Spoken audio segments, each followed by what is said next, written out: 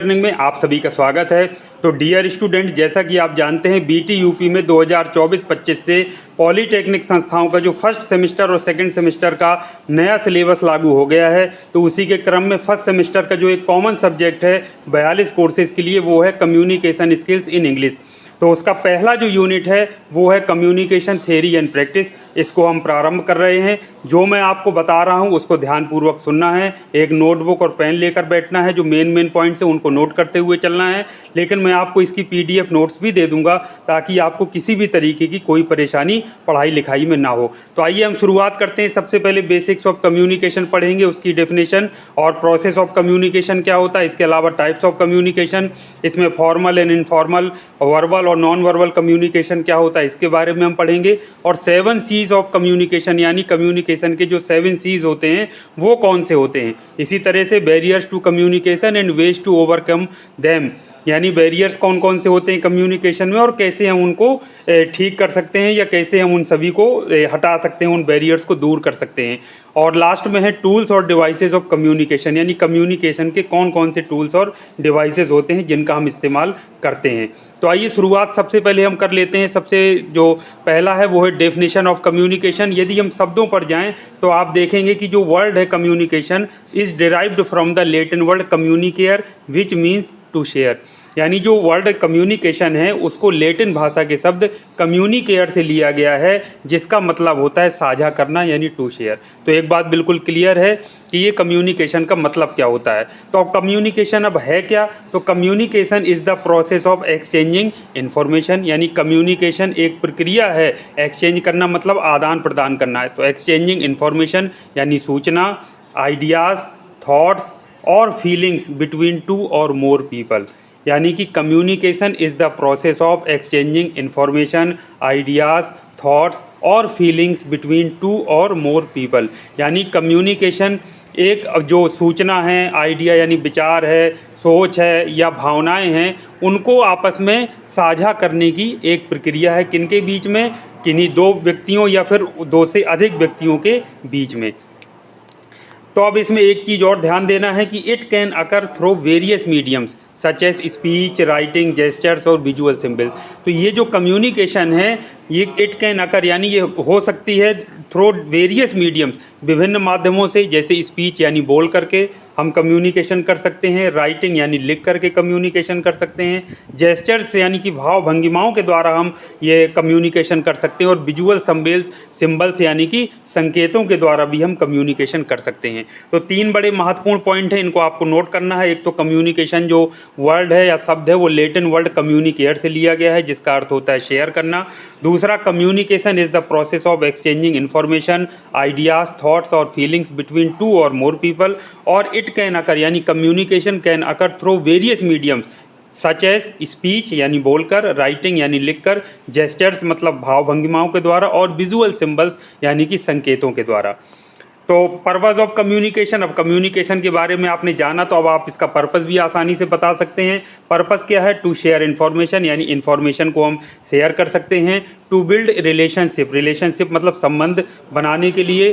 To influence others, यानी दूसरों को प्रभावित करने के लिए। और टू सॉल्व प्रॉब्लम्स और मेक डिसीजंस, समस्याओं का समाधान करने के लिए भी हम कम्युनिकेशन करते हैं, या निर्णय लेने के लिए यानी डिसीजंस के लिए भी हम अपना कम्युनिकेशन करते हैं। तो पर्पज़ ऑफ कम्युनिकेशन क्या हुआ, to share information, to build relationships, to influence others, to solve problems और मेक डिसीजंस। अब नेक्स्ट है प्रोसेस ऑफ कम्युनिकेशन। अब प्रोसेस ऑफ कम्युनिकेशन में हम देख लेते हैं, ये आप देखिए बहुत सिंपल है, डेली हम लाइफ में हम इस्तेमाल करते हैं। यहाँ पर अगर आप ध्यान से देखें तो मैं यहाँ पर माइक लिए खड़ा हूँ और मेरे सामने बहुत सारे स्टूडेंट्स बैठे हुए हैं। आप वो स्टूडेंट्स आप भी हो सकते हैं। तो सपोज़ करिए मैं माइक लेकर के आप तक कोई इन्फॉर्मेशन पहुँचा रहा हूँगा, या कोई आपको सूचना दे रहा हूँगा, या कोई आइडिया, अपने विचार जो हैं वो मैं आप तक पहुँचा रहा हूँगा। तो जो अपने विचार बताता है दूसरों को, यानी जो सूचना बताता है, प्रदान करता है, उसको कहते हैं सेंडर। क्या कहते हैं, सेंडर। मतलब जैसे होता है ना, जैसे दो लोग आपस में बात कर रहे हैं तो एक सेंडर होगा जो बोलता है और दूसरा जो होता है सुनता है, वो कहलाता है रिसीवर। तो आप लोग जो बैठे हैं यानी जो स्टूडेंट्स हैं वो क्या हैं, रिसीवर हैं। मैं चूंकि बोल रहा हूँ, कोई सूचना आपको बता रहा हूँ, कोई जानकारी आपको दे रहा हूँ, कोई आइडिया या थॉट या अपनी भावनाएं आपके साथ साझा कर रहा हूँ, तो मैं क्या हो गया, सेंडर। तो प्रोसेस ऑफ कम्युनिकेशन में दो महत्वपूर्ण फैक्टर आ गए, एक सेंडर, दूसरा रिसीवर। अब ये सेंडर यानी कि मैं रिसीवर को क्या बता रहा हूँ, कोई जानकारी बता रहा हूँ, यानी मैसेज के रूप में आपको हो सकता है कुछ बता रहा हूँ, सूचना दे रहा हूँ या अपनी कोई बात साझा कर रहा हूँ। तो तीसरी जो महत्वपूर्ण चीज़ आ गई वो मैसेज। तो सेंडर रिसीवर को क्या बता रहा है, मैसेज के थ्रू कोई इन्फॉर्मेशन या आइडिया कुछ भी अपना साझा कर रहा है। क्लियर हो गई ये बात। अब ये जो सेंडर हूँ यानी कि मैं आप तक ये इन्फॉर्मेशन यानी मैसेज को कैसे पहुँचा रहा हूँ, बोल करके, हो सकता है भाव भंगिमाओं के द्वारा, मैं हाथ उठा करके आपको बताऊँ ये 1 है, ये 2 है। तो ये उसका मीडियम क्या है, उसको कहते हैं हम मीडियम या चैनल। यानी मैं बोल करके आपको बता रहा हूँ या लिखित रूप में आपको कुछ मैं दिखा रहा हूँ, हो सकता है, या सिंबल्स भाव भंगिमाओं के द्वारा हाथ उठा करके कुछ मैं संकेतों के द्वारा आपको बता रहा हूँ, तो उसको कहते हैं मीडियम और चैनल। तो ये 4 चीज़ें क्लियर हो गई। एक सेंडर जो अपनी बात बताता है यानी सूचना जो देता है या बोलता है उसको कहते हैं सेंडर। दूसरा होता है रिसीवर जो बात को सुनता है यानी जिस तक बात पहुंचती है। तीसरा महत्वपूर्ण फैक्टर आ गया इसमें मैसेज, यानी क्या सूचना आप दे रहे हैं मैसेज के रूप में, तीसरा मैसेज। और चौथा मीडियम या चैनल क्या है, यानी आप बोल करके बता रहे हैं या लिख कर बता रहे हैं या भाव भंगिमाओं के द्वारा बता रहे हैं। तो 4 चीज़ें बिल्कुल क्लियर हो गई। अब बात आती है, जब मेरे माइंड में कोई आइडिया आया तो मैं उसको आपको बताना चाहता हूँ कि मैं कैसे बताऊँगा, बोल करके बताऊँगा, तो ये मैं मन में एक सोचूंगा ना, तो उसको कहते हैं इनकोडिंग। इनकोडिंग करना मतलब मैं अपने किस तरीके से बताऊंगा, मैं हाथ उठाकर बताऊंगा या सिंबल बना करके 2 का सिंबल बनाऊंगा या 1 का सिंबल बनाऊंगा, तो उसको कहते हैं इनकोडिंग। तो सेंडर जो होता है वो इनकोड करता है और मैसेज अपना क्या करता है, भेजता है। फिर जब वो रिसीवर तक बात पहुंचती है यानी जो सामने बैठे हुए स्टूडेंट्स हैं वो उसको डिकोड करते हैं। डिकोड करने का मतलब, जैसे मैंने एक चीज़ मेरे माइंड में एक पेड़ का एक माइंड में पिक्चर है कि मुझे पेड़ बोलना है, तो मैं उसको बोलूँगा ट्री। तो ट्री जैसे ही मैंने बोला तो आप तक बात पहुंची। तो बहुत सारी, जैसे देखिए सामने स्टूडेंट्स बैठे हैं जो रिसीवर, तो हो सकता है कुछ लोग उसको डिकोड करके ट्री ही समझें, यानी जो मैंने बोला वो वही उन्होंने सुना समझा। और हो सकता है ट्री को वो कई बच्चे ऐसे हैं जो 3 समझें, तो वो डिकोड अपने हिसाब से, यानी कि जो चीज़ उन तक पहुँचती है तो वो डिकोड करके उस चीज़ को समझते हैं कि हाँ सर जो हमको बता रहे हैं, सामने वाले जो हमको बता रहे हैं सेंडर, वो ये बताना चाहते हैं। तो ये सारी चीज़ें अब आपको देखिए क्लियर हो गई। एक तो इसमें प्रोसेस ऑफ कम्युनिकेशन में एक सेंडर होता है, रिसीवर होता है, एक व्यक्ति हो सकता है या बहुत सारे लोग हो सकते हैं, एक मैसेज होता है जिसको भेजा जाता है सेंडर के द्वारा रिसीवर तक, और मीडियम या चैनल होता है। मीडियम चैनल फिर बता रहा हूँ कि भाषा का प्रयोग करके यानी बोल करके या लिख करके संकेतों के द्वारा, वो उसको कहते हैं मीडियम या चैनल। और सेंडर क्या करता है, इनकोडिंग करता है, यानी कि जो उसके माइंड में कॉन्सेप्ट आता है, विचार आता है, तो उसको फिर कैसे वो बताना चाहता है उसको कहते हैं इनकोडिंग करना। और रिसीवर तक जब वो बात पहुँचती है तो वो उसको डिकोड करता है, यानी अपने उसमें उसको समझता है, तो उसको कहते हैं डिकोडिंग। एक चीज़ और आती है फीडबैक। फीडबैक का मतलब होता है कि जैसे अगर मैं खड़े होकर के यहाँ पे स्टेज में कुछ बोल रहा हूँ तो आप लोगों का कुछ रिएक्शन होता है ना, कि हाँ समझ में आ रहा होता है तो आप सर हिलाते हैं कि हाँ हाँ बहुत बढ़िया, या बीच में तालियां बजा दिया, या आपको अच्छा नहीं लगा तो आप सड़ा सा मुंह बना के बैठ गए, तो उसको कहते हैं फीडबैक। यानी उससे समझ में आता है कि हाँ मेरी बात, यानी सेंडर जो बात पहुँचा रहा है वो आप तक सही तरीके से पहुँच रही है, तो अच्छा फीडबैक आप देंगे। यदि आप तक बात नहीं पहुँच रही होगी तो ख़राब फीडबैक, तो उसको कहते हैं फीडबैक। यानी रिसीवर जो बैक करके जो यहाँ तक सेंडर तक ये बताता है कि हाँ आपकी बात समझ में आ रही, जो भी अच्छा फीडबैक हो सकता है, ख़राब फीडबैक हो सकता है, तो उसको कहते हैं फीडबैक। तो प्रोसेस ऑफ कम्युनिकेशन में ये सारे जो टर्म्स हमने पढ़े उसी को हमको लिखना है। तो पहले नंबर पर होता है सेंडर यानी प्रेषक। तो द इंडिविजुअल और entity that initiates the communication by creating and sending the message. तो द इंडिविजुअल मानी कोई व्यक्ति विशेष या एंटिटी, दैट इनिशिएट्स मतलब होता है शुरुआत करना, द कम्युनिकेशन जो कम्युनिकेशन की शुरुआत करता है, बाय क्रिएटिंग यानी उसको क्रिएट करके, और सेंडिंग द मैसेज यानी मैसेज को सेंड करके। दूसरा महत्वपूर्ण चीज़ होती है सेंडिंग, सेंडर जो भेज रहा है वो होता है मैसेज। मैसेज कुछ भी हो सकता है, जो ऊपर हमने पढ़े थे परिभाषा में, इंफॉर्मेशन, आइडिया और content that the sender wants to convey, वो उसको कहते हैं मैसेज। यानी जो सेंडर होता है जो कोई सूचना, आइडिया या कंटेंट को भेजना चाहता है वो कहलाता है मैसेज। तीसरे नंबर पर होता है इनकोडिंग। तो इनकोडिंग क्या है? The process of converting the message into symbols, यानी मैसेज को मैं कन्वर्ट करके सिंबल के थ्रू, मैंने आपसे बताया ना कि 2 3 मैं हाथ उठा के बता रहा हूँ, या आपने दोनों हाथ फैलाकर, या अपनी फिंगर्स उठा करके। तो the process of converting the message into symbols, language और जेस्चर्स फॉर कम्युनिकेशन, वो कहलाता है इनकोडिंग। चौथा नंबर पर है मीडियम या चैनल। तो द मेथड और means through which the message is transmitted, जैसे स्पीच, ईमेल और टेक्स्ट, तो वो कहलाते हैं मीडियम या चैनल। मैंने आपसे बताया यदि बोलकर, मान लीजिए मैं स्पीच दे करके आप तक पहुंचा रहा हूं, तो मीडियम या चैनल क्या होगा? स्पीच। यदि मैं आपको टेक्स्ट के माध्यम से कुछ लिखा हुआ दिखा रहा हूँ तो वो हो जाएगा टेक्स्ट का माध्यम, या ईमेल लिख करके मैं आपको भेज रहा हूँ तो वो मीडियम या चैनल कहलाता है। यानी बोलकर, संकेतों के द्वारा या लिख करके जब कोई अपनी बात पहुँचाता है तो वो कहलाता है मीडियम या चैनल। अब रिसीवर्स जो सामने बैठे हुए हैं, यानी जिन तक बात पहुंच रही है, तो द पर्सन, कोई एक व्यक्ति हो सकता है और ग्रुप हो सकता है।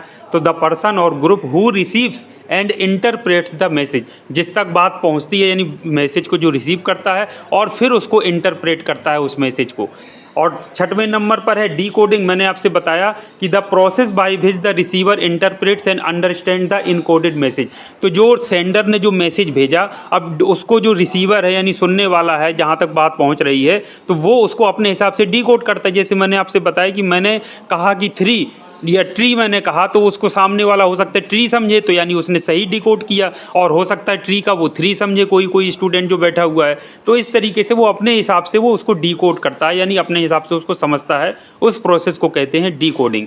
तो the process by which the receiver interprets, यानी उसकी व्याख्या करता है, एंड अंडरस्टैंड, यानी उसको समझता है द इनकोडेड मैसेज जो कि सेंडर द्वारा भेजा गया है।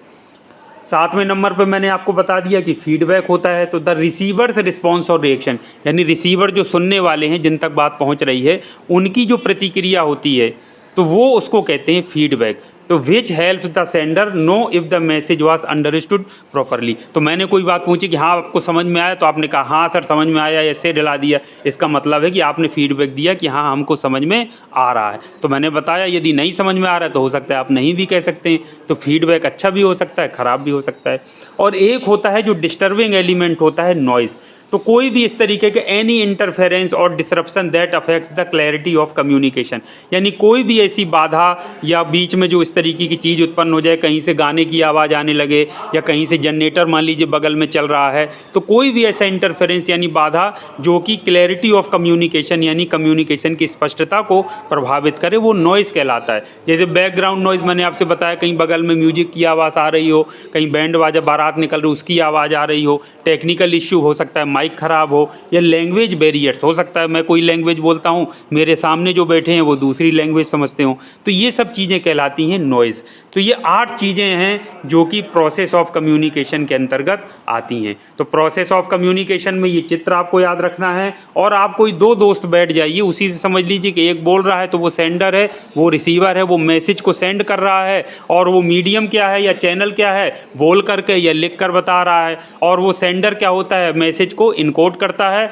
और रिसीवर उसको डिकोड करता है। तो इनकोडिंग और डिकोडिंग, और एक फीडबैक मिलता ही मिलता है। भाई फीडबैक कैसा है, तो उसको सेंडर को पता चलता है कि आप तक जानकारी पहुंच रही है, रिसीवर तक या नहीं पहुंच रही है।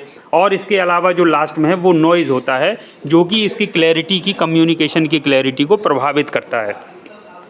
अब बात कर लेते हैं हम टाइप्स ऑफ कम्युनिकेशन की। तो मेनली 2 टाइप्स के कम्युनिकेशन होते हैं, एक तो फॉर्मल एंड इनफॉर्मल कम्युनिकेशन, और दूसरा होता है verbal and non verbal communication. तो एक एक कैटेगरी वाइज हम बात कर लेते हैं। सबसे पहले हम बात करते हैं फॉर्मल एंड इनफॉर्मल कम्युनिकेशन की। फॉर्मल शब्द आपने ज़रूर सुना होगा कि जैसे फॉर्मल ड्रेस में आना है, तो फॉर्मल मतलब ऑफिशियल। जैसे कोई ऑफिस है, कोई आदमी काम कर रहा है किसी इंडस्ट्री में, तो उसको कहते हैं ना कि फॉर्मल ड्रेस में पहनकर यहाँ अलाउ है, नहीं हम आपको अंदर एंटर करने नहीं देंगे। इसका मतलब एक ड्रेस कोड बना हुआ है, पैंट शर्ट जूते टाई हेलमेट ये सब चीज़ें होती हैं। तो फॉर्मल कम्युनिकेशन का मतलब होता है ऑफिशियल कम्युनिकेशन, यानी ऑफिस में या किसी इंडस्ट्री में एक जो कम्युनिकेशन होता है उसका एक निश्चित तरीका होता है, उसका एक निश्चित स्ट्रक्चर होता है, उसी तरीके से कम्युनिकेशन किया जाता है। चाहे बातचीत करके किया जाए, चाहे वो लिख करके भेजा जाए। जैसे कोई ऑफिस में कोई लेटर भेजना है तो उसका एक निश्चित ड्राफ्ट होता है ना, कि सेवा में लिखा जाएगा, फिर प्रेषक कौन है, और ये सारी चीज़ें लिख करके ये विषय रहेगा,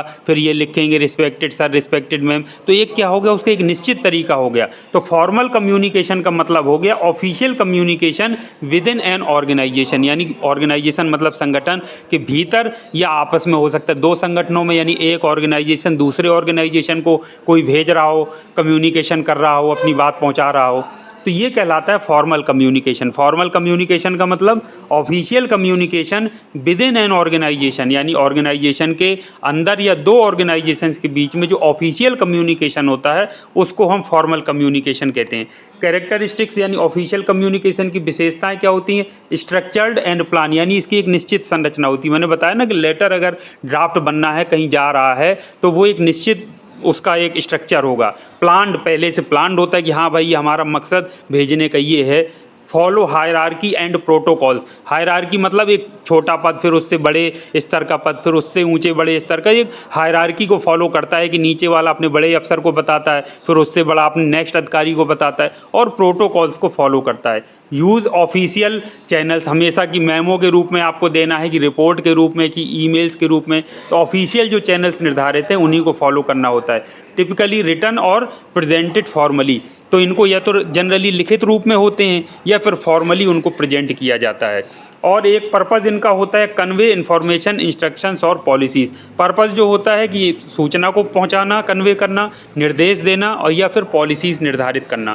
तो ये इसके कैरेक्टरिस्टिक्स होते हैं। एग्जाम्पल आप समझ लीजिए कि कंपनी पॉलिसी की जैसे हमको बात करनी है, कंपनी कोई पॉलिसी बनाती है तो वो ऑफिशियल कम्युनिकेशन में आता है। बिजनेस रिपोर्ट्स बन रही हैं, वो ऑफिशियल कम्युनिकेशन। ऑफिशियल ईमेल्स, जैसे ऑफिस से कोई मेल, जैसे हम ही लोग अगर मेल भेजते हैं कहीं, तो ऑफिशियल ईमेल्स वो भी एक ऑफिशियल कम्युनिकेशन का तरीका है या फॉर्मल कम्युनिकेशन का तरीका है। और मीटिंग्स विद एजेंडाज, तो मीटिंग जो हो रही हैं वो भी फॉर्मल कम्युनिकेशन का एक वो है, उदाहरण है। और परफॉर्मेंस इवैल्यूएशन, यानी परफॉर्मेंस, किसी के मूल्यांकन करना किसी कर्मचारी का, वो भी सारा क्या आता है, वो फॉर्मल कम्युनिकेशन में आता है। इसी तरीके से इनफॉर्मल कम्युनिकेशन होगा unofficial communication among colleagues. Colleagues मतलब होता है सहकर्मी, जैसे नौकरी पेशा 10 लोग नौकरी कर रहे हैं तो हमारे साथ में जो नौकरी कर रहा है उसको कहते हैं कलीग, यानी कि सहकर्मी। फ्रेंड्स और एक्वेंटेंसेस मतलब होता है परिचितों के साथ। तो अनऑफिशियल कम्युनिकेशन होता है जो सहकर्मियों के साथ, फ्रेंड्स यानी मित्रों के साथ, या किसी जान पहचान वाले के साथ, तो उसको कहते हैं इनफॉर्मल कम्युनिकेशन, यानी इनफॉर्मल टॉक। जैसे हम आपस में दोस्त लोग बात कर रहे हों तो वो कौन सा कम्युनिकेशन है? इनफॉर्मल कम्युनिकेशन है या अनऑफिशियल कम्युनिकेशन है? भाई ऑफिशियल पर्पज़ से तो हम काम नहीं, बात कर नहीं रहे हैं, लंच है साथ में कर रहे हैं, आपस में हम बातचीत कर रहे हैं, तो वो अनऑफिशियल या इनफॉर्मल कम्युनिकेशन है। तो कलीग्स हो गया, सहकर्मी यानी फ्रेंड्स, मित्र हमारे, और एक्वेंटेंसेस यानी कि हमारे जो परिचित हैं कहीं से, उनसे हम जो बातचीत करते हैं, वो सब इसमें आते हैं। कैरेक्टरिस्टिक्स यानी इसकी विशेषताएं क्या होती हैं? Spontaneous and casual. स्पॉन्टेनियस मतलब अचानक से हो सकता है कोई बात हमारे दिमाग में आई, हमने उसको बोल दी, हंसी मजाक कर दिया। कैजुअल मतलब होता है कैजुअली हम बात कर सकते हैं, कुछ भी पहले से प्री प्लान नहीं होता है कि हमको यही बात बोलनी है या इस तरह से बोलनी है, जैसे हम चाहें बोल सकते हैं। डजंट फॉलो हायरार्की, इसमें हायरार्की यानी पदानुक्रम जिसको कहते हैं, एक छोटा पद है फिर उससे बड़ा पद है, हमको वहीं भेजना है, फिर वो उसको भेजेंगे, वो सब नहीं होता है। जो जिसको बात बोलनी होती है आपस में बोल लेते हैं।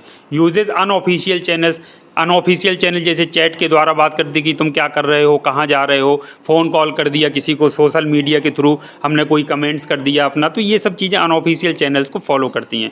ऑफन वर्बल और टेक्स्ट बेस्ड, या तो वर्बल होता है ये इस तरीके की अनऑफिशियल जो हम टॉक करते हैं या इनफॉर्मल जो कम्युनिकेशन करते हैं बोलकर, या फिर हम टेक्स्ट बेस्ड यानी टेक्स्ट करके, जैसे मैसेज करके हम दोस्तों को भेजते रहते हैं।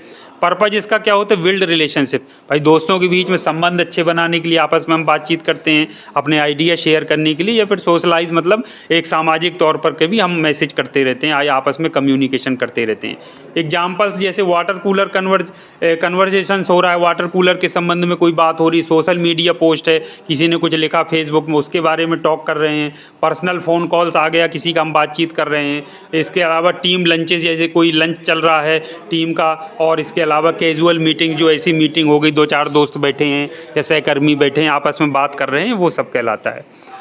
और दूसरा है आपका verbal and non verbal communication. तो वर्बल कम्युनिकेशन को पहले समझ लीजिए कि ऐसी कम्युनिकेशन होती है जिसमें शब्दों का प्रयोग किया जाए, यानी वर्ड्स इसमें इस्तेमाल किए जाते हैं। अब वो वर्ड्स जो शब्द हैं वो बोल करके भी इस्तेमाल किए जा सकते हैं, तो उसको हम कहेंगे ओरल कम्युनिकेशन। तो वर्बल कम्युनिकेशन के दो पार्ट होते हैं, दो प्रकार होते हैं, ओरल कम्युनिकेशन और रिटन कम्युनिकेशन। क्योंकि जो शब्द हैं वो लिख करके भी बताए जा सकते हैं, तो रिटन कम्युनिकेशन। तो वर्बल कम्युनिकेशन क्या हुआ? ऐसी कम्युनिकेशन जिसमें वर्ड्स का प्रयोग किया जाए अपने मैसेज को कन्वे करने के लिए। तो कम्युनिकेशन दैट यूजेज वर्ड्स, अब वो जो वर्ड्स हैं वो स्पोकन भी हो सकते हैं और रिटन भी हो सकते हैं। स्पोकन मतलब बोल कर बताए जाएं या लिख करके, टू कन्वे ए मैसेज। तो communication that uses words, spoken और written to convey a message कहलाता है वर्बल कम्युनिकेशन। टाइप्स मैंने बताया कि भाई यदि या तो बोल करके हम उसको बोल सकते हैं शब्दों को, या फिर लिख करके। तो पहला हो गया ओरल कम्युनिकेशन। तो डेफिनेशन इसकी क्या हो जाएगी? वर्बल कम्युनिकेशन यानी वो verbal communication that uses spoken language to convey information, ideas और मैसेजेस। तो वो एक ओरल कम्युनिकेशन क्या है? वर्बल कम्युनिकेशन का प्रकार है। तो ये वो ऐसी वर्बल कम्युनिकेशन यानी verbal communication that uses spoken language, जो बोल करके, भाषा को बोल करके हम अपना इंफॉर्मेशन, आइडिया या मैसेज को कन्वे करते हैं, तो वो कहलाता है ओरल कम्युनिकेशन। कैरेक्टरिस्टिक्स क्या है? वर्बल होता है यानी शब्दों का प्रयोग जिसमें किया जाए वो वर्बल है। Uses spoken words. Real time होता है, इमीडिएट ट्रांसमिशन एंड रिस्पांस, तुरंत ट्रांसमिट होता है। जैसे फ़ोन पे बात कर रहे हैं, आमने सामने बैठ के बात कर रहे हैं, तो तुरंत उसका ट्रांसमिशन और तुरंत रिस्पांस देखने को मिलता है। फेस टू फेस और रिमोट हो फेस टू फेस सामने बैठ करके भी हम ओरल कम्युनिकेशन कर सकते हैं, या दूर बैठ के वीडियो कॉल या फ़ोन कॉल के माध्यम से भी हम कर सकते हैं। इसके अलावा जैसे इसमें नॉन वर्बल क्यूज जैसे body language, tone, pitch, facial expressions, ये सारी चीज़ें भी इसके कैरेक्टरिस्टिक्स में आती हैं। एग्जाम्पल्स इसके क्या है? कन्वर्सेशंस यानी बातचीत जो होती है, मीटिंग्स चल रही हैं, प्रेजेंटेशंस हो रहा है, फ़ोन कॉल्स हैं, इंटरव्यूज़ है, डिस्कशंस हैं और लेक्चर्स हैं, ये सारे के सारे इसमें आते हैं। आप अब बात करते हैं रिटन कम्युनिकेशन की। तो ये एक वर्बल कम्युनिकेशन है that uses written language to convey information, ideas और मैसेजेस। सिंपल सी बात है भाई, वर्बल कम्युनिकेशन का ये दूसरा प्रकार है। पहला ओरल था, दूसरा रिटन कम्युनिकेशन। तो रिटन कम्युनिकेशन में क्या होगा? रिटन लैंग्वेज का यूज़ करेंगे अपने इंफॉर्मेशन, आइडिया या मैसेज को कन्वे करने के लिए। सिंपल है। कैरेक्टरिस्टिक्स, विशेषताएं इसकी क्या होती है? Uses written text, written text का इस्तेमाल करता है और ये परमानेंट होता है, लीव से रिकॉर्ड, इसमें रिकॉर्ड बना रहता है। आपने किसी को पत्र लिखा, वो पत्र रखा रहेगा, हमेशा रिकॉर्ड में काम आएगा। ईमेल भेज दीजिए, ईमेल हमेशा लिखा रखा रहेगा, वो आपके हमेशा काम आएगा। तो एक रिकॉर्ड इसमें बना रहता है, लगेगा ना। ये फॉर्मल भी हो सकता है और इनफॉर्मल भी हो सकता है, और can be edited and revised. अब लिखी हुई चीज़ है तो उसको एडिट भी कर सकते हैं। जैसे मैंने ये डॉक्यूमेंट बनाया है, तो मैं अगर चाहूँ, ये रिटन में है तो मैं इसको एडिट कर सकता हूँ, फिर से रिवाइज कर सकता हूँ, जैसे मैंने मुझसे कोई गलती हो गई।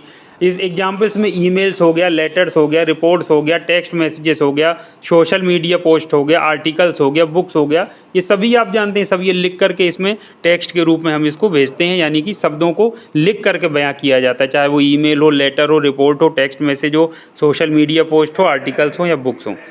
अब बात करते हैं नॉन वर्बल कम्युनिकेशन। तो नाम पता चल रहा है, वर्बल मतलब जिसमें वर्ड्स का प्रयोग किया जाए, चाहे स्पोकन या रिटन। नॉन वर्बल मतलब जिसमें वर्ड्स का यूज ना किया जाए, यानी without the use of words. तो ऐसी कम्युनिकेशन जो विदाउट यूज ऑफ वर्ड्स होती है वो कहलाती है नॉन वर्बल कम्युनिकेशन। तो नॉन वर्बल कम्युनिकेशन क्या है? Communication without the use of words. इसमें वर्ड्स का यानी शब्दों का इस्तेमाल नहीं किया जाता है, ना बोलकर ना लिखकर। It is based on body language, ये बॉडी लैंग्वेज के द्वारा, जेस्चर्स यानी भाव भंगिमाओं के द्वारा और फेशियल एक्सप्रेशंस के द्वारा इसको जताया जाता है। जैसे अगर हम खुश होते हैं तो हंस करके अच्छे एक्सप्रेशन वो बना लेते हैं, या कई बार नाराज़ होते हैं तो भौहें अपनी खींच लेते हैं, या गुस्से वाला फेस बना लेते हैं, तो हमको पता चल जाता है, एक मैसेज सामने वाले को जाता है ना, हाँ ये व्यक्ति खुश है या दुखी है या कैसा है, गुस्सा है। भाव भंगिमाएँ हम शरीर की बनाते हैं, बॉडी लैंग्वेज हम किस तरीके से बनाते हैं, तो ये इनके द्वारा जब हम कम्युनिकेशन करते हैं, मैसेज किसी को देते हैं, तो वो नॉन वर्बल कम्युनिकेशन आता है। टाइप्स की अगर बात करें तो इसमें बॉडी लैंग्वेज हो गया, यानी पोस्चर, जेस्चर्स और हैंड मूवमेंट्स। ये बॉडी लैंग्वेज के द्वारा विभिन्न भाव भंगिमाएँ बनाकर, हाथों के मूवमेंट्स यानी गतियाँ करके, तो वो सब बॉडी लैंग्वेज में आएगा। फेशियल एक्सप्रेशन यानी फेस के एक्सप्रेशन, यानी स्माइल्स, रेज्ड आईब्रोज, भौहें चढ़ा लेना इत्यादि। आई कांटेक्ट के द्वारा मेंटेनिंग और avoiding eye contact during communication, communication के दौरान हम आई कांटेक्ट को मेंटेन कर पा रहे हैं या आंखें चुरा रहे हैं, यानी अवॉइडिंग आई कांटेक्ट, ये भी बड़ा महत्वपूर्ण होता है। और टोन ऑफ वॉइस कैसी है, pitch and volume in speech, किसी किसी का टोन बड़ा कहते हैं ना ख़राब है उसका टोन बोलने का, तो पिच और वॉल्यूम यानी जो होती है स्पीच की वो कैसी है, ये सारी चीज़ें इसमें टोन ऑफ वॉइस यानी pitch and volume in voice. चलिए नेक्स्ट टॉपिक की तरफ बढ़ते हैं जिसका नाम है 7 C's ऑफ कम्युनिकेशन। 7 का मतलब होता है 7, C's का मतलब C से प्रारंभ होने वाले 7 शब्द। तो 7 C's का मतलब हो गया C से प्रारंभ होने वाले 7 जो वर्ड्स होते हैं उनको कहते हैं 7 C's ऑफ कम्युनिकेशन। तो ये 7 जो शब्द होते हैं ये एक्चुअली में 7 सिद्धांत होते हैं जो ये सुनिश्चित करते हैं कि आपका जो कम्युनिकेशन है वो इफ़ेक्टिव यानी प्रभावी और इफ़िशियंट है। तो ये कहलाते हैं 7 C's। तो ये C से प्रारंभ होते हैं और 7 होते हैं, तो इनको कहते हैं 7 C's ऑफ कम्युनिकेशन। तो the 7 C's of communication are principles, ये सिद्धांत होते हैं that help ensure effective and efficient communication, जो ये क्या करते हैं, सुनिश्चित करते हैं कि जो हमारा कम्युनिकेशन है वो इफेक्टिव और इफिशिएंट हो। तो the term 7 C's refers to the fact that each of the 7 key principle of effective communication starts with the letter C।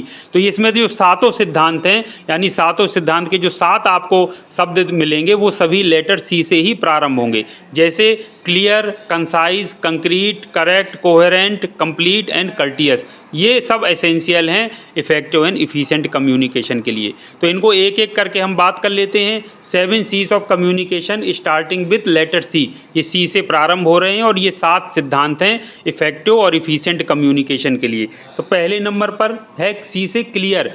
अब आपको पता है कि कोई अगर आप कहते हैं ना कि जब आप किसी को कोई बात बता रहे हो तो वो बिल्कुल क्लियर हो यानी स्पष्ट हो, तो the message should be easy to understand and clear, यानी बिल्कुल ऐसा आप बात बोलें क्लियर कट कि सामने वाले को समझ में आए। तो वो क्लियर एक पहला सिद्धांत है 7 C का। दूसरा है C से कंसाइज। कंसाइज मतलब संक्षिप्त। आदमी कहता है ना कि अनावश्यक की बातें मत बोलिए या फिजूल बातें मत बोलिए। कंसाइज मतलब संक्षिप्त, पॉइंट टू पॉइंट बताइए सामने वाले को, तो कंसाइज मतलब संक्षिप्त। तो कीप द मैसेज ब्रीफ यानी संक्षिप्त एंड टू द पॉइंट। तो अपना जो मैसेज है या बात है उसको हमेशा क्या करना चाहिए, ब्रीफ यानी संक्षिप्त रखना चाहिए और टू द पॉइंट रखना चाहिए। तीसरा है कंक्रीट। कंक्रीट मतलब कहते हैं ना कि ठोस बात बिल्कुल बोलिए, बात में दम है, बात उसकी बहुत सॉलिड है, उसको कहते हैं कंक्रीट। तो provide specific facts and detail, तो यानी स्पेसिफिक जो फैक्ट्स हैं और डिटेल्स हैं उनको ही प्रोवाइड करना चाहिए। तो तीसरा सिद्धांत है वो है कंक्रीट।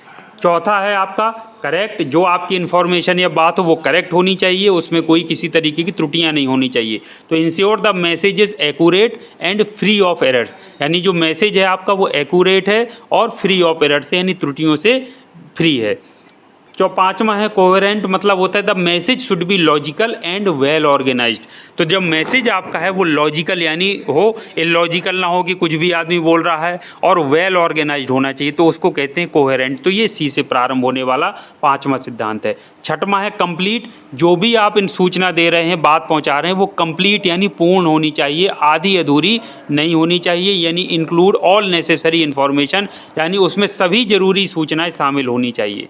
और सबसे सातवां है आपका कर्टियस, मतलब होता है पोलाइट रहना, किसी को बहुत सम्मानपूर्वक कोई बात अपनी कहना। तो ये C का बड़ा अच्छा, C से 7वें नंबर पर है कर्टियस, मतलब बी पोलाइट, विनम्र रहिए, रिस्पेक्टफुल, सम्मानपूर्वक and considerate in your communication. तो अपनी कम्युनिकेशन में क्या होना चाहिए, पोलाइट, विनम्र, रिस्पेक्टफुल, सम्मानपूर्वक, कंसिडरेट मतलब विचार युक्त, विचारशील व्यक्ति जिसको हम कहते हैं, तो वो इस तरीके का हमारे अंदर भाव रहना चाहिए। तो ये 7वां है हमारा कर्टियस। तो ये 7 सिद्धांत हैं जो C से प्रारंभ होते हैं, इसलिए इनको कहते हैं 7 C's ऑफ कम्युनिकेशन।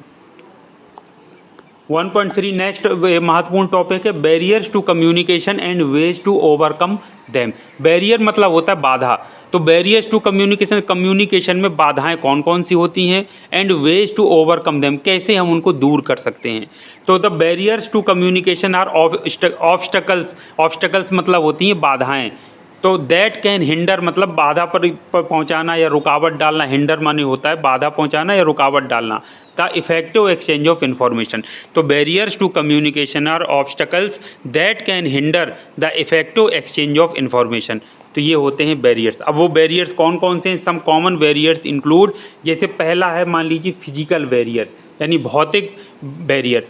तो इसकी परिभाषा क्या होगी, barriers caused by the environment such as distance, यानी दूरी की वजह से, या नॉइज़ बहुत ज़्यादा शोरगुल हो रहा है, या इक्विपमेंट जिसका हम इस्तेमाल कर रहे हैं वो ख़राब है, तो वो कहलाएगा फिजिकल बैरियर।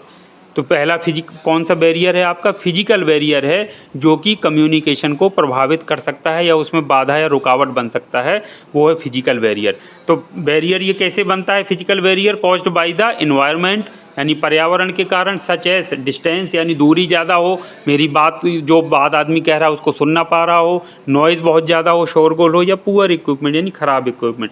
अब वेज टू ओवरकम कैसे हम ठीक कर सकते हैं भाई, इन सब चीज़ों को हम दूर कर लें तो यूज़ क्लियर चैनल्स। आप यदि कोई चैनल जो बोल कर बता रहे हैं तो भाई दूरी बहुत ज़्यादा ना होगी, सामने वाला बहुत दूर आपने बैठा दिया, आप बोल रहे हैं। जो इंटरनेट कनेक्शन इस्तेमाल कर रहे हैं तो वो अच्छा हो, फ़ोन से बात कर रहे हैं तो फ़ोन की क्वालिटी अच्छा हो, अच्छा फ़ोन होना चाहिए। दूसरा है रिड्यूस नॉइज़, भाई नॉइज़ को कम कर दीजिए, कहीं से अगर नॉइज़ आ रही है, आसपास कोई शोरगुल कर रहा है, कोई डीजे बज रहा है, कोई कुछ है, तो उसको हमको रिड्यूस करना चाहिए। और तीसरा है use appropriate technology for clear communication, जैसे माइक्रोफोन, वीडियो कॉल इत्यादि का हमको इस्तेमाल करना चाहिए, तो फिजिकल बैरियर्स को हम दूर कर सकते हैं। दूसरा होता है लैंग्वेज बैरियर, मतलब भाषा का बैरियर।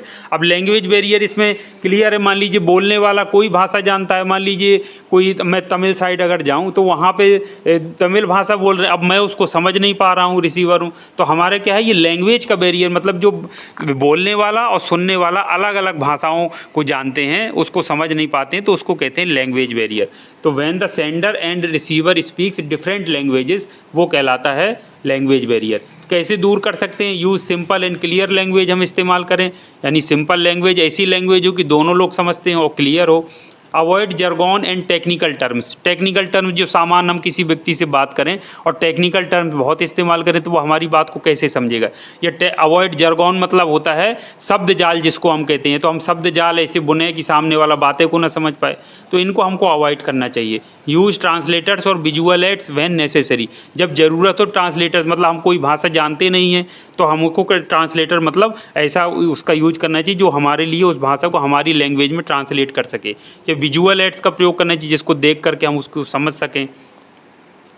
तीसरा होता है आपका इमोशनल बैरियर। इमोशनल मतलब वो तो भाव वेश में कोई चीज़, जैसे कहना, जैसे तनाव में कोई आदमी है, गुस्से में कोई चीज़ बोल रहा है, घबराहट में है, उसके अंदर बहुत ज़्यादा जो है तो गुस्सा है, भय है, तो ये कहलाते हैं इमोशनल बैरियर्स। तो इमोशनल फैक्टर्स होते हैं व्हेन इमोशंस लाइक एंगर हो गया, फियर हो गया, एंगर मतलब गुस्सा, फियर मतलब डर या भय, स्ट्रेस मतलब तनाव, affect the ability to communicate. तो ये इमोशंस होते हैं जैसे एंगर, फियर और स्ट्रेस, तो ये एबिलिटी ऑफ टू कम्युनिकेट, इसको यानी कम्युनिकेशन को प्रभावित करते हैं। तो इनको दूर करने का तरीका, encourage open and respectful communication, जो कम्युनिकेशन ओपन हो, रिस्पेक्टफुल हो। बी काम एंड पेशेंट, यानी शांत और धैर्यपूर्वक रहना चाहिए, यानी शांति से बात करना चाहिए। Address emotional issues separately before discussing the main message, तो मेन जो बात आप कहना चाहते हैं तो वो इमोशनल जो इशू हैं, आपकी समस्याएं, उनको अलग रख देना चाहिए, तो उससे दूर रह कर के जब आप बात करेंगे तो कम्युनिकेशन आपका क्या होगा, इफेक्टिव होगा। चौथा है आपका कल्चरल बैरियर। कल्चरल मतलब कल्चरल डिफरेंसेस जो होते हैं, हमारा कल्चर अलग है, दूसरे साइड हम जाएंगे साउथ साइड या दूसरे साइड तो हम उनका कल्चर अलग है, तो उसकी वजह से कम्युनिकेशन क्या होता है, सही से नहीं हो पाता है। तो differences in cultural backgrounds can lead to misunderstandings, तो हम कुछ बात कर रहे हैं वो कुछ और समझ रहे हैं, तो ये कल्चरल बैकग्राउंड में अंतर की वजह से क्या होता है, मिसअंडरस्टैंडिंग्स क्रिएट हो जाती हैं। तो कल्चरल बैरियर्स क्या हैं, differences in cultural backgrounds can lead to misunderstandings. तो इसको हम कैसे दूर कर सकते हैं कल्चरल बैरियर को, be aware of cultural differences, cultural जो डिफरेंसेस हैं कल्चर, उससे हमको अवेयर रहना चाहिए, तो उसी हिसाब से हम बातचीत करेंगे, ध्यान देंगे, कम्युनिकेशन करेंगे। So respect for different beliefs and custom, दूसरे जो कल्चर्स हैं, जो उनकी बिलीव्स हैं, विश्वास हैं, उनके जो कस्टम यानी रिवाज हैं, उनका हमको सम्मान करना चाहिए, तभी हम इफेक्टिव कम्युनिकेशन कर पाएंगे। और यूज़ न्यूट्रल लैंग्वेज, हमको ऐसी भाषा का प्रयोग करना चाहिए जिसको सभी लोग समझ सकें, मतलब उनको ये ना लगे कि ये हमारे कल्चर के प्रति में या हमारा जो कल्चर जो बिलीफ है, जो विश्वास है, उसके अगेंस्ट में ये बोल रहे हैं। और स्टीरियोटाइप्स को भी हमको अवॉइड करना चाहिए। पांचवा है आपका परसेप्चुअल बैरियर्स। परसेप्चुअल बैरियर्स का मतलब एक परसेप्शन बना लेना, पहले से ही माइंड में कुछ बना के रखना। कोई व्यक्ति हमको बात बता रहा है लेकिन हमने तो पहले से ही बना के रखा है कि नहीं नहीं ये तो गलत है, वही चीज़ सही है। तो जब हम पहले से ही माइंड में कोई चीज़ बना लेंगे तो फिर हम कम्युनिकेशन हमारा इफेक्टिव होगा ही नहीं, हम बात को सुनेंगे ही नहीं सामने वाले की। तो परसेप्चुअल बैरियर मतलब परसेप्शन बनाना। तो when individuals interpret the same message differently based on their personal experiences. तो इंडिविजुअल कोई होता है जो सेम मैसेज को, मतलब कई लोग बैठे हैं मैसेज एक ही मिला लेकिन सब उसको अपने तरीके से इंटरप्रेट करते हैं अपने पर्सनल एक्सपीरियंस के आधार पर या अपने परसेप्शन के आधार पर, तो वो कहलाते हैं परसेप्चुअल बैरियर्स। तो क्या इनके तरीके हैं दूर करने के? Be clear and specific in your message. अपने जो मैसेज में क्लियर और स्पेसिफिक रहना चाहिए, जो बात आप करना चाहते हैं उसी तक रहें। और जो है दूसरा है ask for feedback to ensure understanding. तो ये फीडबैक आपको ज़रूर लेना चाहिए समझ के लिए। तो ये फीडबैक लेने से क्या होगा? फीडबैक लेने से क्या होगा? पता चल जाएगा कि हाँ सामने वाला हमारी बात को समझ पा रहा है कि नहीं समझ पा रहा है। Avoid assumptions and clarity misunderstandings. तो एजम्पशंस यानी हमको कोई चीज़ एज्यूम नहीं करना चाहिए कि हम ऐसा पहले से ही मान कर बैठ जाएँ, तो हमको क्या होगी उससे फिर कम्युनिकेशन में बाधा पहुँचेगी। अगला है आपका साइकोलॉजिकल बैरियर्स। साइकोलॉजिकल बैरियर मतलब साइकोलॉजी जिसको कहते हैं ना, मेंटल स्टेट और एटीट्यूड यानी स्ट्रेस या प्रीजुडिस जिसको कहते हैं, वो ये ब्लॉक करता है इफेक्टिव कम्युनिकेशन को। तो ये साइकोलॉजिकल बैरियर्स को भी हमको दूर करना चाहिए। अपना जो मेंटल स्टेट है वो सही रखना चाहिए, एटीट्यूड अपना सही रखना चाहिए पॉजिटिव। तो इनको दूर करने का यही तरीका है कि बी पॉजिटिव एंड इनकरेजिंग। हमेशा सकारात्मक रहिए, दूसरे को प्रोत्साहन करने वाला बनिए। Build trust and reduce stress. विश्वास बनाइए और तनाव या स्ट्रेस को कम करिए। एड्रेस कंसर्न्स और प्रीजुडिसेस ओपनली। कोई कंसर्न अगर आपका है तो आप उसको ओपनली आप बता सकते हैं, उसको एड्रेस कर सकते हैं। उसके बाद आपका सातवां है ऑर्गेनाइजेशनल बैरियर। तो ऑर्गेनाइजेशनल बैरियर क्या होते हैं? Barriers created by the structure और policies of an organisation such as hierarchy और lack of clarity in roles. Organisational barriers का मतलब ऑर्गेनाइजेशन या संगठन होते हैं, तो उनकी जो संरचना या पॉलिसी की वजह से जो कम्युनिकेशन होते हैं, या हायरार्की का मतलब पदानुक्रम जो बना दिया कि ये छोटे पद में है, ये उससे बड़े पद में, उससे बड़े पद में, तो उसकी वजह से जो मान लीजिए कोई रोल किसी को दिया तो उसमें क्लैरिटी नहीं है, तो उसकी वजह से जो बैरियर्स बनते हैं वो कहलाते हैं ऑर्गेनाइजेशनल बैरियर्स। तो barriers created by the structure और policies of an organisation such as hierarchy और lack of clarity in roles कहलाते हैं ऑर्गेनाइजेशनल बैरियर्स। कैसे इनको दूर किया जा सकता है? Ensure clear communication channels, encourage open communication at all levels और define roles and responsibilities clearly. तो इसमें इंश्योर क्लियर कम्युनिकेशन चैनल आपको वहाँ बनाना चाहिए ऑर्गेनाइजेशन में। Encourage open communication at all levels यानी ओपन सभी अपनी बात को रख सकें सभी लेवल्स पर। रोल और रिस्पॉन्सिबिलिटी को भी क्लियरली डिफाइन करना चाहिए। 8वें नंबर पर है टेक्नोलॉजिकल बैरियर। टेक्नोलॉजी बैरियर्स का मतलब है टेक्नोलॉजी से संबंधित जो बैरियर्स होते हैं, बाधाएं होती हैं। तो problems caused by the technical issues और lack of access to technology कहलाते हैं टेक्नोलॉजी बैरियर्स। तो इसकी क्या तरीका है इसको दूर करने का? Use updated technology for communication. Communication के लिए अपडेटेड टेक्नोलॉजी का इस्तेमाल करिए। Provide training for effective use of communication tools और have backup communication methods in case of technical failures. तो इसमें अगर टेक्निकल फेलियर होता है तो आपको बैकअप कम्युनिकेशन मेथड का इस्तेमाल करना चाहिए। अब सबसे लास्ट में है आपका टूल्स और डिवाइसेस ऑफ कम्युनिकेशन। कम्युनिकेशन के लिए कौन कौन से टूल्स या डिवाइसेस होते हैं? आप डेली इस्तेमाल करते हैं, अपना फ़ोन आप इस्तेमाल करते हैं, आप मान लीजिए ईमेल लिखते हैं तो वो आपका आप लेटर लिखते हैं, कोई भी चीज़ इस तरीके की जो भी कम्युनिकेशन किसी भी रूप में करते हैं, आपस में बातचीत करते हैं, तो ये सब चीज़ें टूल्स या डिवाइसेस हैं कम्युनिकेशन की।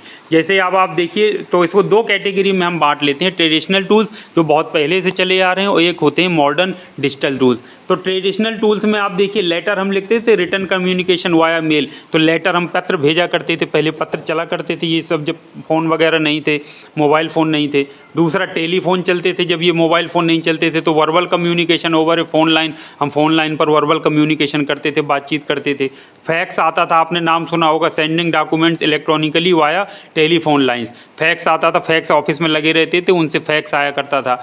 और radio broadcasting audio messages, radio आप सभी ने सुना होगा, FM अभी भी चलता है, तो उसमें बहुत सारी सूचनाएं और बहुत सारी चीज़ें आती हैं, ब्रॉडकास्ट होती हैं। और television broadcasting audio visual messages उससे आते हैं। तो ये सारे क्या हैं आपके ट्रेडिशनल टूल्स हैं जिनका आप इस्तेमाल कम्युनिकेशन के लिए हमेशा से जानते हैं और करते रहे हैं। लेटर्स, टेलीफोन, फैक्स, रेडियो और टेलीविज़न आज भी ये प्रयोग किए जाते हैं, लेकिन अब आज के समय में मॉडर्न डिजिटल टूल्स भी आ गए हैं, जैसे ईमेल हो गया, सेंडिंग रिटर्न मैसेजेस इलेक्ट्रॉनिकली। आप सभी ईमेल इस्तेमाल करते हैं, जीमेल आपका बना हुआ होगा। Smartphones, mobile devices for calls, messaging and multimedia communication. आप कॉल के लिए, मैसेज के लिए, मल्टीमीडिया भेजने के लिए स्मार्टफोन का इस्तेमाल करते हैं। सोशल मीडिया प्लेटफॉर्म्स का आप कितना इस्तेमाल करते हैं, फेसबुक हो गया, Twitter, LinkedIn etcetera for sharing information. अपनी इन्फॉर्मेशन को शेयर करने के लिए आप लोग इस्तेमाल करते हैं। वीडियो कॉन्फ्रेंसिंग टूल आप सब जानते हैं, जूम मीटिंग होती है, माइक्रोसॉफ्ट टीम्स हो गया, गूगल मीट हो गया फॉर वर्चुअल मीटिंग्स के लिए, तो वीडियो कॉन्फ्रेंसिंग टूल्स का आप लोग इस्तेमाल करते हैं। इसके अलावा इंस्टेंट मैसेजिंग ऐप्स हैं, जैसे व्हाट्सअप हो गया, टेलीग्राम, और ये सब क्या है, ये ऐप्स हैं जो तुरंत मैसेज भेज करके आप कम्युनिकेशन करते हैं। जैसे हम व्हाट्सअप में क्या करते हैं, तुरंत मैसेज भेज दिया, वहाँ से मैसेज हमको प्राप्त हो गया, तो इंस्टेंट मैसेजिंग ऐप्स होते हैं व्हाट्सअप, टेलीग्राम वगैरह, तो इनसे हम इंस्टेंट मैसेजिंग कर सकते हैं। इसके अलावा वेबसाइट एंड ब्लॉग्स होते हैं, जैसे हमारी संस्था की वेबसाइट बनी है तो वो क्या बहुत सारी सूचनाएं आपको देती है ना, आपको जानकारी मिलती है एडमिशन के संबंध में, फॉर्म के संबंध में, ई लेक्चर्स के संबंध में, पूरे प्रवेश के संबंध में, तो ये सब वेबसाइट और ब्लॉग्स बने होते हैं, platforms for sharing information and content. तो इन्फॉर्मेशन और कंटेंट को शेयर करने के लिए प्लेटफॉर्म्स होते हैं। क्लाउड कोलैबोरेशन टूल्स होते हैं, जैसे गूगल ड्राइव हो गया, drop box, Microsoft one drive for sharing the collaborative work. यानी जैसे गूगल ड्राइव वगैरह होता है, हम शेयर कर देते हैं, उसमें कोई डॉक्यूमेंट तो दूसरों तक पहुंच जाता है, तो ये क्लाउड कोलैबोरेशन टूल्स कहलाते हैं, जिनसे हम कम्युनिकेशन कर सकते हैं। तो ये था पूरा का पूरा चैप्टर हमने एक वीडियो में फिनिश किया। नेक्स्ट टाइम से हम टॉपिक वाइज चलेंगे, क्योंकि एक वीडियो में काफ़ी लेंदी हो जाता है, तो स्टूडेंट्स का कहीं ना कहीं क्या होता है, माइंड डाइवर्ट हो जाता है। तो जो स्टूडेंट्स टॉपिक वाइज जब पढ़ेंगे, क्योंकि बहुत सारा मैंने फीडबैक लिया है, तो स्टूडेंट्स यही चाहते हैं कि हम टॉपिक वाइज पढ़ें, कम समय में 15 मिनट पढ़ लेंगे, 20 मिनट पढ़ लेंगे, फिर नेक्स्ट टॉपिक हम अपलोड करेंगे, तो इस तरीके से हम चलेंगे। लेकिन पहला सिंपल है, और इससे क्वेश्चंस जो मैंने आपको टॉपिक वाइज लिखे हैं वो पूछे ही जाते हैं, इसलिए इनको अच्छे से नोट्स बना लेना है। इसकी PDF मैं आपको दिए देता हूँ करेक्ट करके, जो उसमें त्रुटियाँ थी 2-3 जगह, उनको मैं ठीक करके आपको दिए देता हूँ, उनको बढ़िया नोट्स बना लीजिए। जो बातें मैंने वीडियो में बनाई हैं उनको ज़रूर सीखिए, वोकेबलरी ज़रूर बनाइए, कोई भी शब्द नया है आपको उसका मीनिंग नहीं पता है, उसको एक अलग से अपने उसी कॉपी में लिखते चलिए। तो आज के लिए thank you very much. Channel के लाइक और सब्सक्राइब जरूर कर लीजिएगा, अपने दोस्तों को बता दीजिए, और इसी क्रम में हम नेक्स्ट जो चैप्टर है वो शुरुआत करेंगे, और अन्य सब्जेक्ट्स भी हम लगातार उनको पढ़ रहे हैं, तो उनको भी आप लगातार पढ़ाई करते रहिए, क्योंकि समय बहुत कम है। Thank you very much. आप सभी का दिन मंगलमय हो।